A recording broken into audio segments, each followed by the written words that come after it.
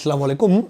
তোমরা ম্যাট্রিক্স এবং নির্ণায়কের ক্লাসগুলো দেখেছো। আমরা একেবারে বেসিক জিরো থেকে যাবতীয় যা যা লাগে তোমাদের বইয়ের যে ম্যাথগুলো তোমরা করতে পারবে এই ক্লাসগুলো দেখে, এরকমভাবে আমরা ম্যাট্রিক্স এবং নির্ণায়কের ক্লাসগুলো শেষ করেছি।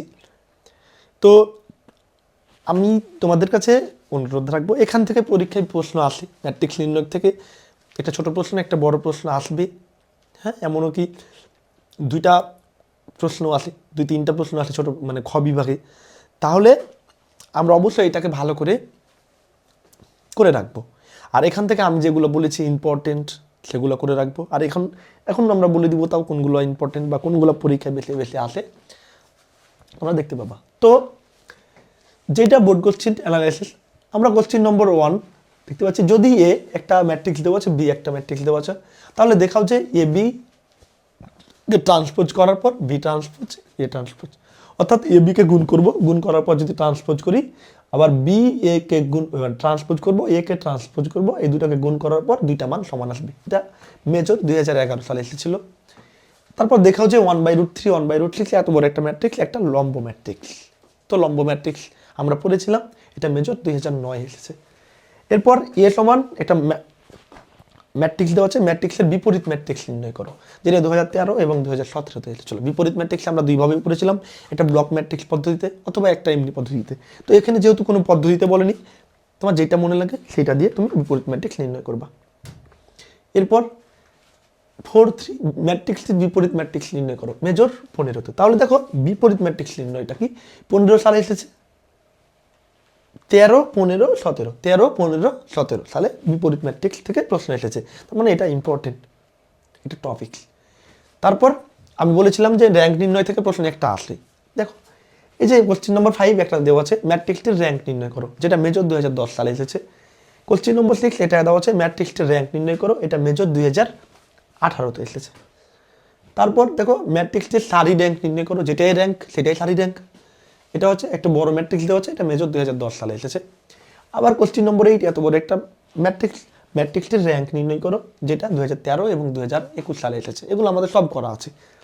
কোশ্চেন নম্বর 9 এই ম্যাট্রিক্সের মাত্রা নির্ণয় করো, যে হার র্যাঙ্ক সিআই মাত্রা, মেজর 2012 সালে এসেছে। এরপর দেখো ম্যাট্রিক্সটি সারি র্যাঙ্ক ও কলাম র্যাঙ্ক, আমরা সারি র্যাঙ্ক পড়েছি, কলাম র্যাঙ্ক পড়েছি। এটা একটা বড় প্রশ্ন একটা হবে, এটা মেজর 2015 সালে এসেছে, অনেক বড় ক্যালকুলেশন করতে হবে।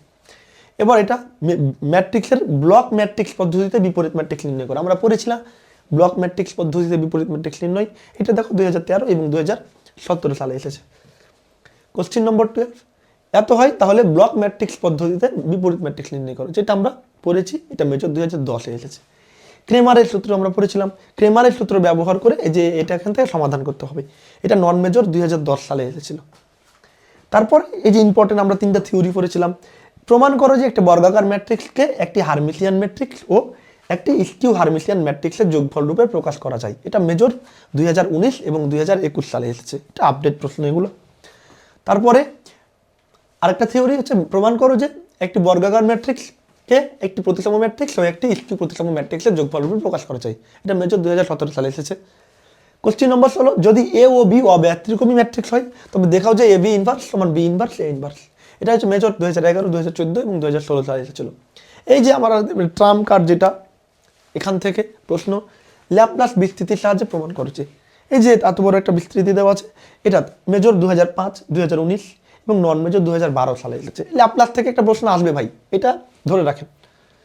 তারপর কোশ্চেন নম্বর 8 ল্যাপ্লাস বিস্তৃতির সাহায্যে দেখাও যে এ স্কোয়ার প্লাস ল্যামডা এত, ল্যামডা কি হবে এটা, এটা মেজর 2012, 2015 এবং 2021 সালে এসেছে। কোশ্চেন নম্বর 19 ল্যাপ্লাস বিস্তৃতির সাহায্যে প্রমাণ করো, একই জিনিস। এই যে কোশ্চেন নম্বর 17, 18, 19 একই, 19 একই। তাহলে এই ল্যাপ্লাস বিস্তৃতিটা অবশ্যই তোমরা ভালোভাবে করে রাখবে। এখান থেকে ইম্পর্টেন্ট টপিক আমি আবার বলে দিই, ম্যাট্রিক্সের র্যাঙ্ক নির্ণয় করা, ম্যাট্রিক্সের র্যাঙ্ক নির্ণয় করা সম্বন্ধে একেবারে 100% ধারণা থাকা লাগবে। তারপরে বিপরীত ম্যাট্রিক্স নির্ণয়, ব্লক পদ্ধতিতে ম্যাট্রিক্স নির্ণয়, তারপরে ক্রেমারের নিয়ম, ম্যাট্রিক্সের সাহায্যে সমাধান, আর লাস্টলি ল্যাপ্লাস। এইটি যদি তুমি ধারণা থাকে, আমি এইগুলোর বাইরে একটা প্রশ্ন আসবে না, আর যেগুলো আসবে সেগুলো তুমি পারবা। আর এই যে 3টা থিওরি ছিল, থিওরি 3টা ভালোভাবে পড়ে রাখতে হবে।